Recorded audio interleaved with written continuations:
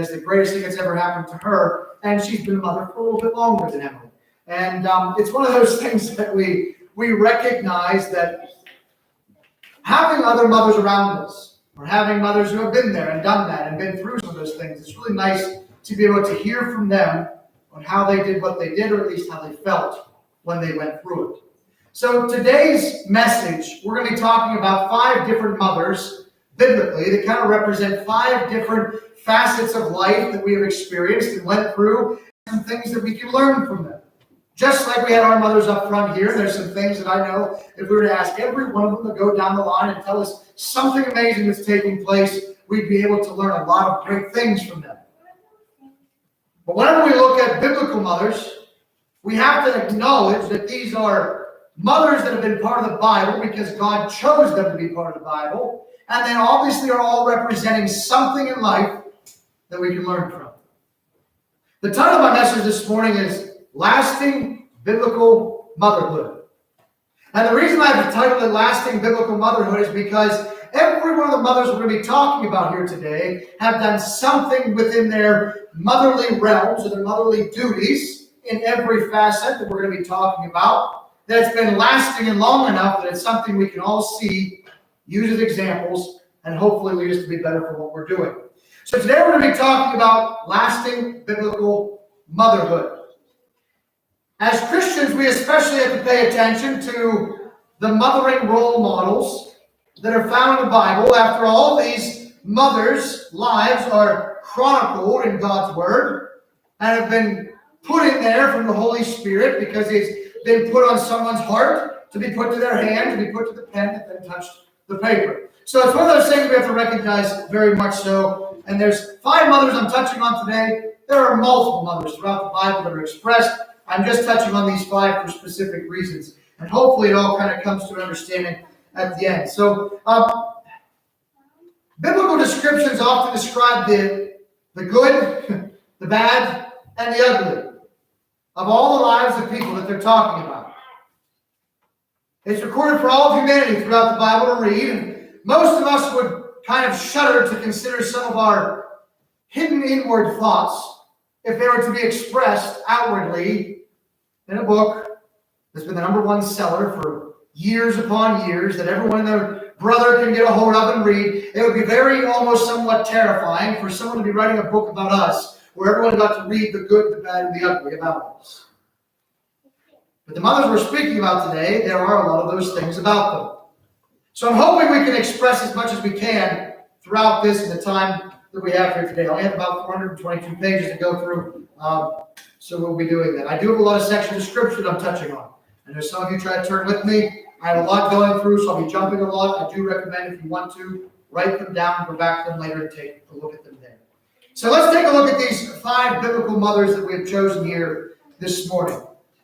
And once again, they still impact us very much so today. The very first one is the very first mother, Eve. Now, there's something we have to recognize that's very different about Eve. Eve did not come into this world the way that all of us here came into this world. Whenever Eve came into this world, she was part of Adam. They removed the rib from Adam. God removed the rib from Adam and created woman. Whenever he created this woman, Eve was not a baby. She would have been a full-grown woman at that time. Just as Adam, when he was brought upon from the earth, he would have been a full-grown man. He was not a baby. This is something I'm talking about just to kind of express the understanding of this, but also could take us down a very, very long rabbit hole, which I'm hoping to get to in our Bible study sessions, speaking about how God can create things and they don't have to be the beginning of those things, which we'll talk about hopefully throughout those Bible studies at some point. But Eve really paves the way for all mothers. Eve also paves the way for mothers who feel like they've failed. Mothers, this morning, have you ever been to a point in your life where you felt like you failed in some way or some form? Probably all of us. We probably have all at some point in our lives in motherhood or others such that we feel like we did something we shouldn't have done or we didn't do it the way we should have in the first place to make sure it worked out later. We probably have some type of regret. Eve, being the woman, the very first woman that ever existed, the very first mother that ever existed, she screwed up. So did Adam. I know I make the joke often that, she ate from the tree first, and I actually made that comment earlier in the first service, and one of the mothers spoke up and said, "Not today, Travis." And I said, "Okay, not today." But Eve ate from the tree. She took a bite of the fruit that she wasn't supposed to bite from. And another person, actually last service, told me, "Hey, Travis, just to let you know, Eve wasn't there when God told Adam not to eat from that tree. Adam just didn't tell her." And I said, "That's why we don't communicate well, right?"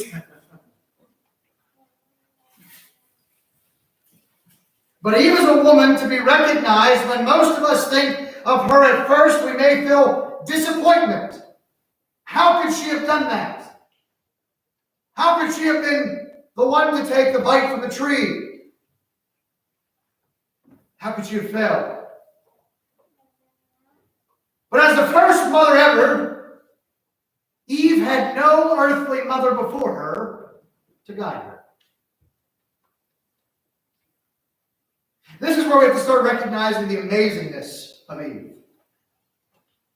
We have to recognize, first and foremost, I'm going to back up here a second. First and foremost, we have to recognize Eve at one point existed with no sin. Imagine that. All of us were born in this world through sin. Adam and Eve were not. They lived in a perfect garden made by a perfect being, God, to put these perfect things He created within it. And they had choice. Remember, the very first sin was them taking a bite of the fruit from the tree they weren't supposed to be eating from. So prior to that moment, they were sinless. Eve was sinless at that point. Could you imagine a woman say, "I'm just joking, I won't go finish that one"? Eve was sinless at one point. Number one. Number two, Eve made kind of a pretty big mistake, and so did Adam. Eve could have easily just stopped and shut off and been done with everything and moved on with it, but instead she then moved on, went forward and persevered and became the mother of all living beings. Did you say beings? You know you're in trouble when they start copying and making fun of you, right?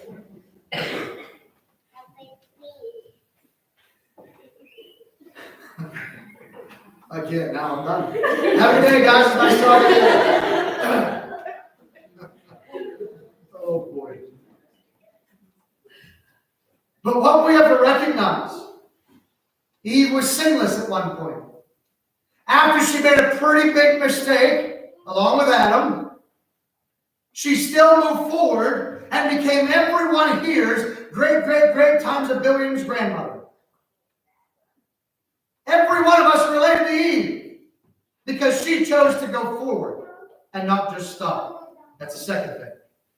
The third thing is that she had no mother before her to direct her. I remember whenever Amy and I, whenever Zan was first born, and we're in the hospital. Remember after Zan was born, we're sitting there and we're so amazed with this perfect little child, and we think how cute he is and how amazing this is and how crazy it is, and I'm a dad and I'm way too young to be a dad. That's what I was thinking. Way too young to be a dad, all this stuff, And then all of a sudden they hand us this paper. And they say, you got to watch this TV show, this channel, and you got to watch all of these videos, and you got to check off these boxes that you watch them. So I turn on, and all of a sudden it's talking about sudden infant death syndrome. It's talking about postpartum depression and separation anxiety and this thing and that thing. And then nurses would come in and say, "So, Amy, how are we doing? Have you had any thoughts about harming your child yet?" And I'm like, what in the world is happening? But they have to do these things. Because at some point previously to Amy having Zan, mothers much more before Amy and up until the point in which Amy had Zan, all of those mothers went through something different, and we now had all these experiences with all of this mass wisdom and all these amazing things, and now we can direct mothers and help them in a way that never has been able to help before. Not only that, but she had her mother, her sister, her grandmother. She had friends that were mothers. She had friends and family that were mothers. She had all these people that she could rely on to have some information and some help. How many of you mothers were happy you had some help when you had your first kid? All of us. But to recognize that. What did Eve not have? All of it. Eve didn't have parenting books, or birthing videos, or groups and programs she could become a part of to help her with classes. She had none of those things. What Eve teaches us is not only that first she was sinless, but secondly, mothers persevere no matter what's going on. They have to move forward because that's what their choice is. And thirdly, she acknowledges and proves to us as a leading example that when everything else is going on around you, you must rely on one person and one person only, and that is God. Because that's what Eve had to do. Mothers, I know the first thought in your mind was not going to your husband and saying, what do I do with this thing? So Eve did not go to Adam and say, hey, what do I do with this thing? She asked God. No, I'm not saying all those things are horrible. We have other mothers and all these other things before us. Those are all great aspects that help us with this birthing process and becoming a mother and motherhood and a future and all these things going on. But Eve teaches us that if you truly want the answer that you're needing and you're seeking, go to God. Eve was the pioneer mother. In Genesis 3:20, it explains Adam named his wife Eve because she would become the mother of all the living. Some women even believe that they don't deserve to become mothers, because of past choices they've made, feeling forever disqualified or not good enough for motherhood. But Eve is our example of God's grace and His mercy towards women, towards mothers, as she paved the way as the first mother. She truly is an inspiration and encouraging women to see how they too can move forward even after the gravest of sins that possibly have become of them, so that they can be a great, great mother. Second is I'd like to talk about Naomi. Naomi shows mother-in-laws have to love as a wife and mother of two sons. Naomi experienced the loss of all the men in her life. Everybody. Even so, she was more concerned for both of her daughter-in-law's futures and their well-beings than her own well-being. She actually urged them to go back to their homeland so that they could seek being remarried because of the devastation that they had to go through. She held their best interest above her own, even though their leaving would mean that she was left with no support for a woman in her time and culture. It would have looked like she was destined for destitution, yet she loved her deceased son so much that she continued loving and looking out for their widowed wives, even though she was a widow herself. Naomi showed us the example of a mother who has undying affection for not only just her family, but those related to her family and close by. It also shows us Naomi was being able to be a mother to someone she was not a biological mother for because of the love she had in her heart. And that to me is amazing. Because I know many mothers who do not have biological children, but they are just as much as a mother as any other mother here today. Because of the love they have in their heart, the design that God made them with, and the immense amount of love they show to the people, the children, and the people they are mentoring to every single day. In Ruth 3, 5, and 6, it tells us, Ruth said, I will do everything you say. So she went down to the threshing floor and did everything her mother-in-law had instructed her to do. This was not her actual mother. Naomi was not her biological mother, but Ruth saw her as that. Because that's how she treated her.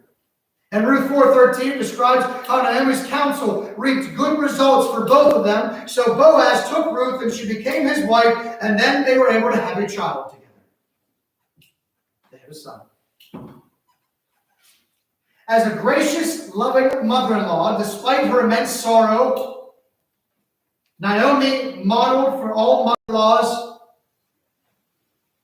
how to love and care and look out for their daughter-in-laws more than themselves. To look out for somebody else other than themselves, even if it's not actually your true children. Thirdly, I want to look at Hannah. Hannah turns hopeful mothers' hearts to God. Hannah desperately longed to be a mother's touch. 1 Samuel 1:10 describes how in deep anguish Hannah prayed to the Lord, weeping bitterly. For centuries, she was asking to be a mother. Many women relate to the a child. Her experience has been turning women's hearts to the Lord in her own heartbreaking situations. Hannah's example encourages women to be persistent and passionate about their desires, even if it means others will misunderstand you. Here's how.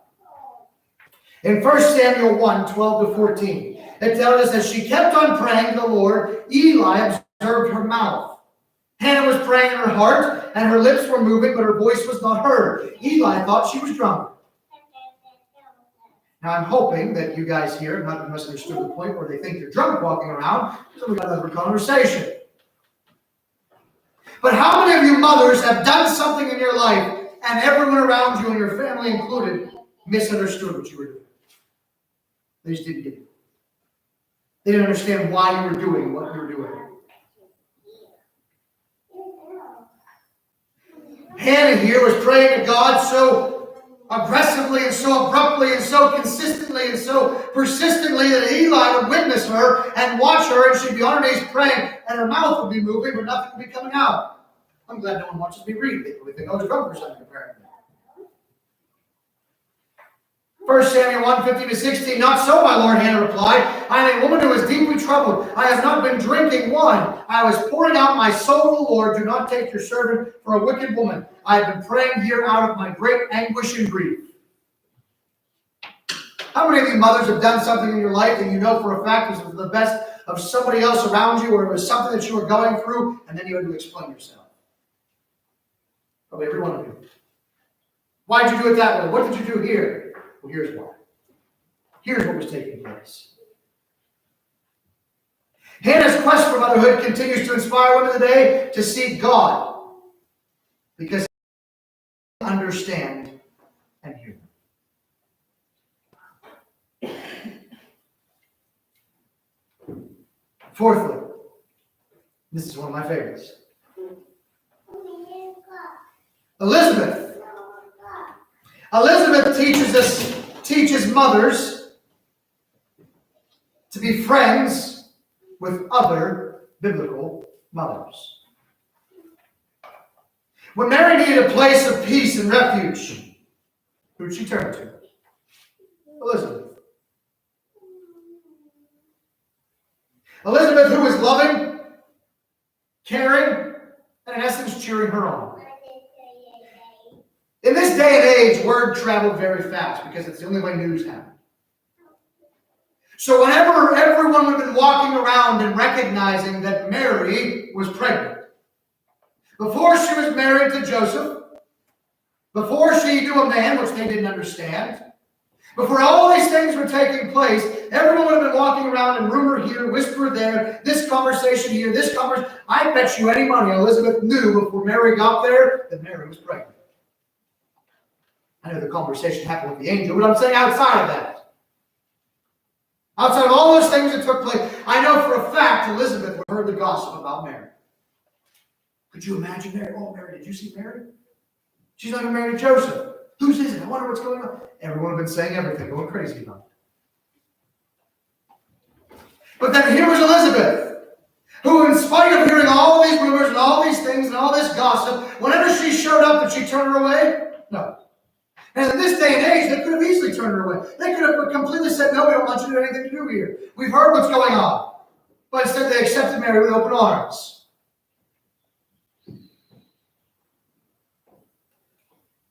Luke 1:56 explains Mary stayed with Elizabeth for about 3 months. and then returned home as a godly, precious friend and relative. Elizabeth is kind of like, you guys know what a hype man is? Or maybe like a co-star in a movie. Let's talk about that. Maybe that's a little bit better. I said hype man. She was like, yeah, I know what that is. Like a co-star in a movie. You have your person that's the top person, they're the main character. And then you have the supporting characters. And their point and their goal is to make sure that the primary character of the story is exemplified or put on a pedestal or cheered upon or whatever it may be. That's what Elizabeth was for Mary.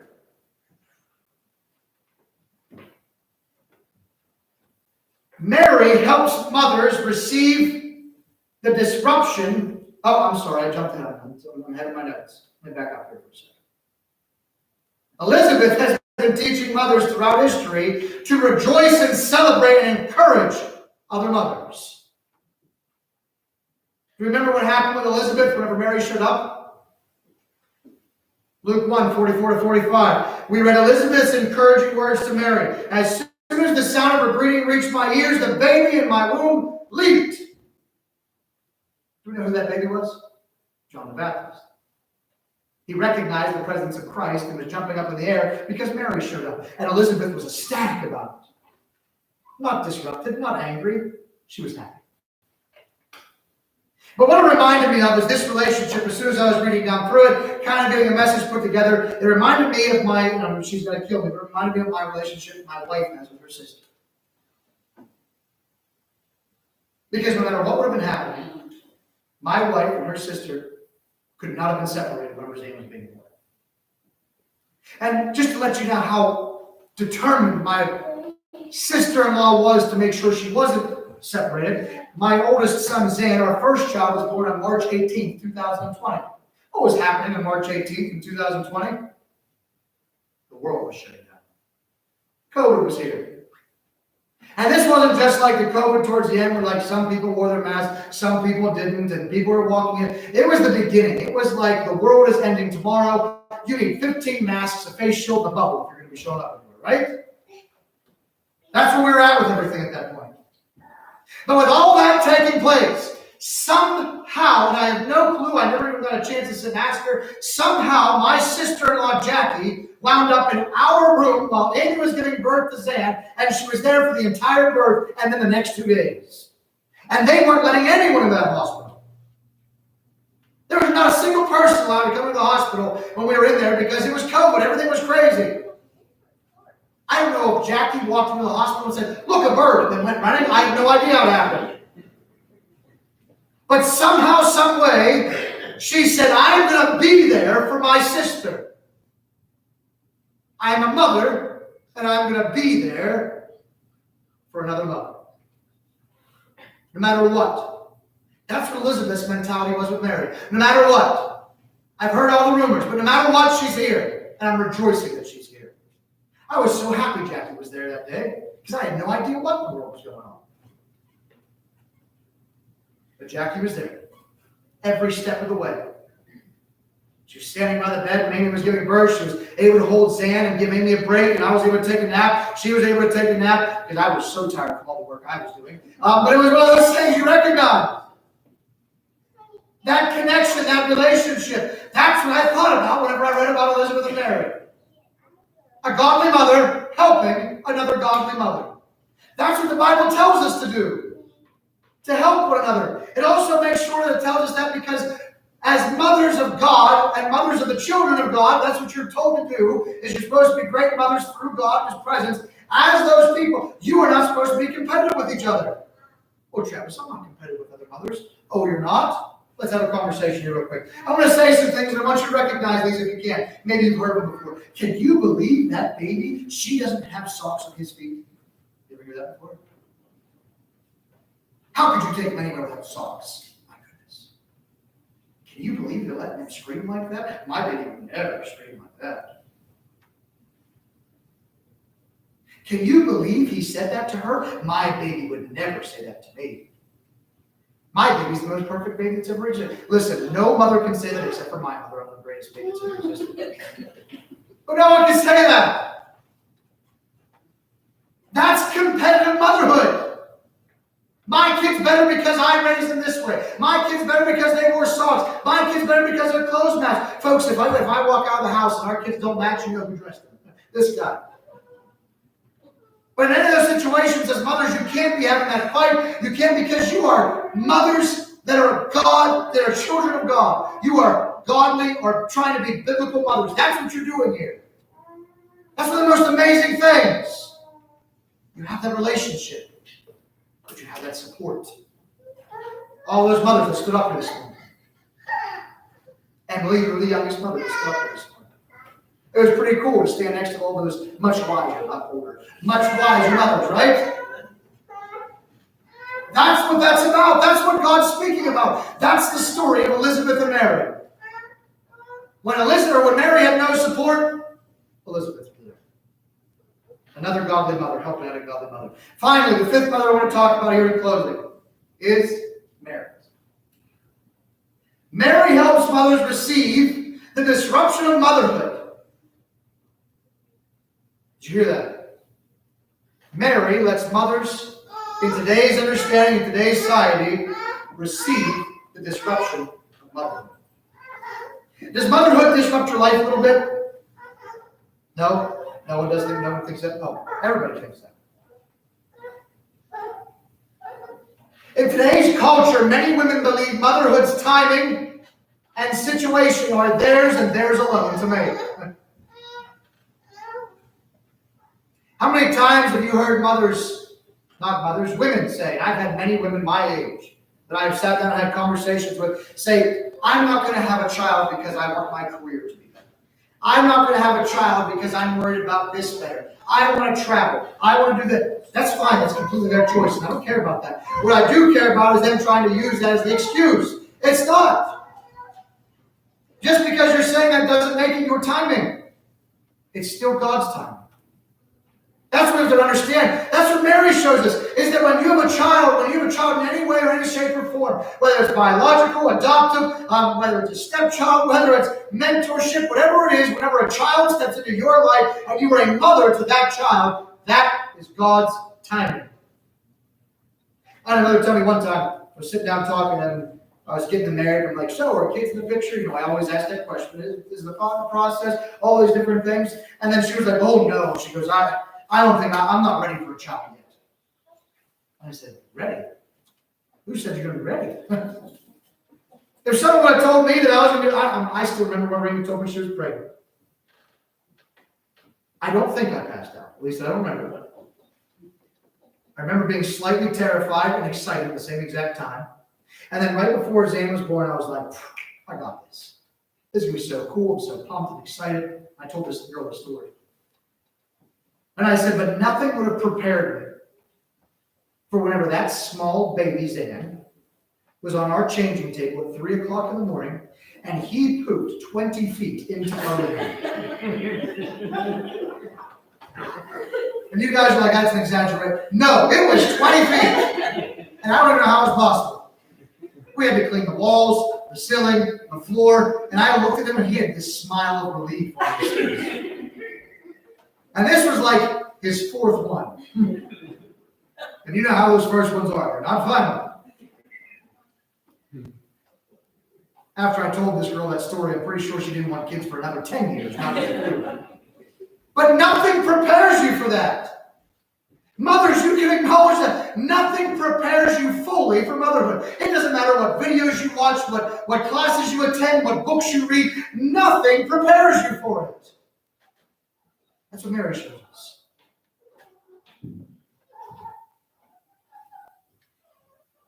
Mary helps mothers receive the disruption of motherhood. In today's culture, many women believe motherhood's timing and situation are theirs and theirs alone to make. And many times, even in today's society, a pregnancy is unexpected or unwelcomed, or doesn't fit their plans. They just choose not to carry the baby. And folks, that's not God's plan. God's plan is perfect. And if it's not yours, that's okay. Because this was not Mary's plan. It was not Mary's plan, first and foremost, to give birth to the Son of God. It was not Mary's plan to have a child before she was married. It was not Mary's plan to be ousted by her family, her friends, her relatives, except for Elizabeth. That was not Mary's plan. But guess what? It was God's. And I thank God it was his plan.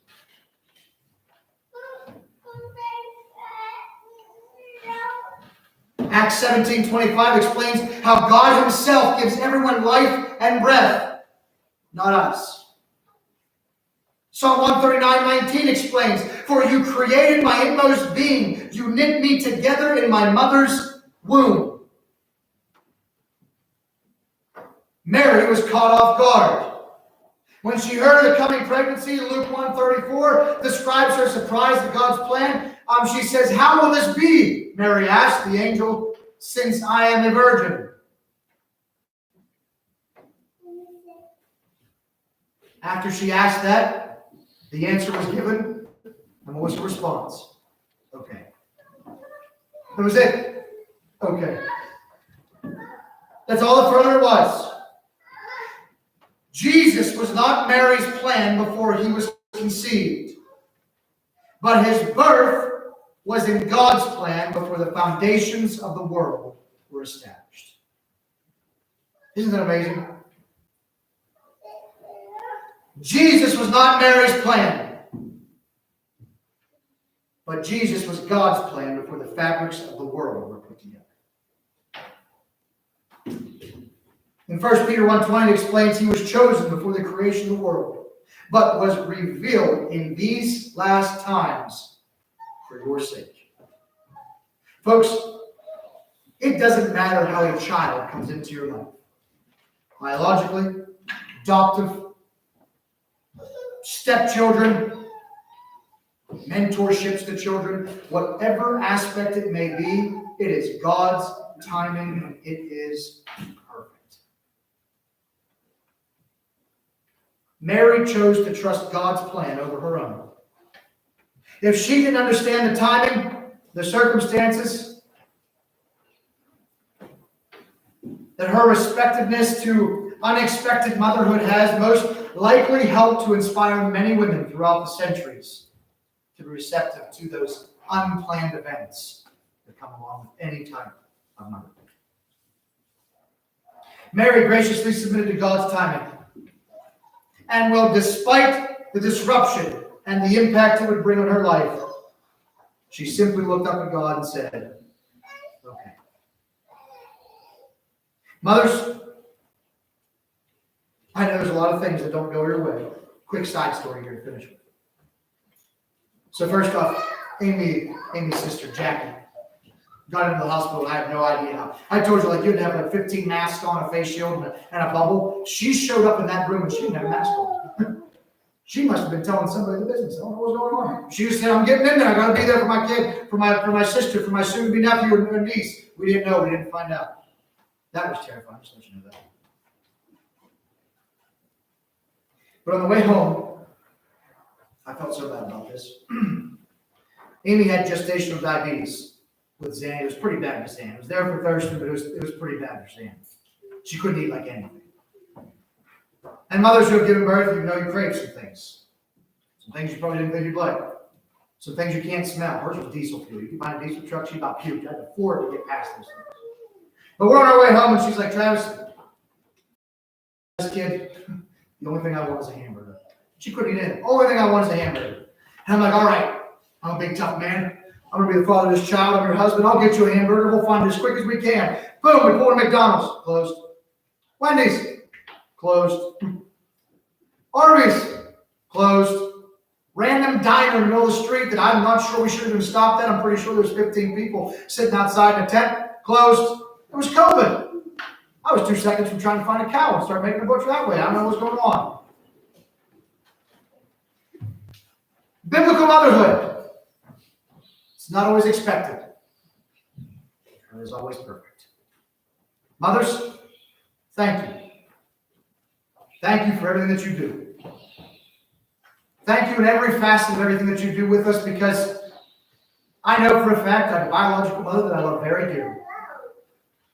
But I also have two people in my life that I recognize as mothers because they've helped me through so many different things. And they loved me the same exact way.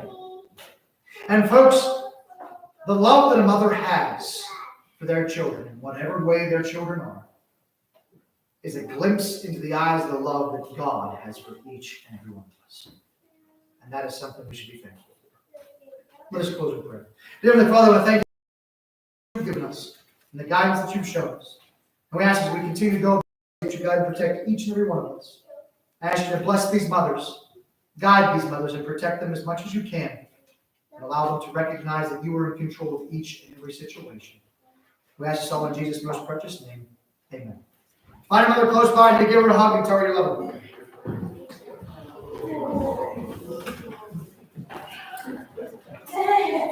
Sweet heart.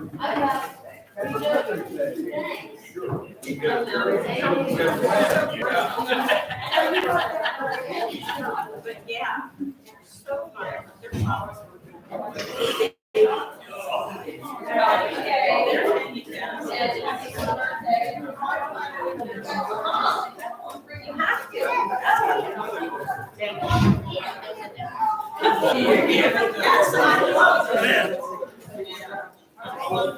Hey, Mom.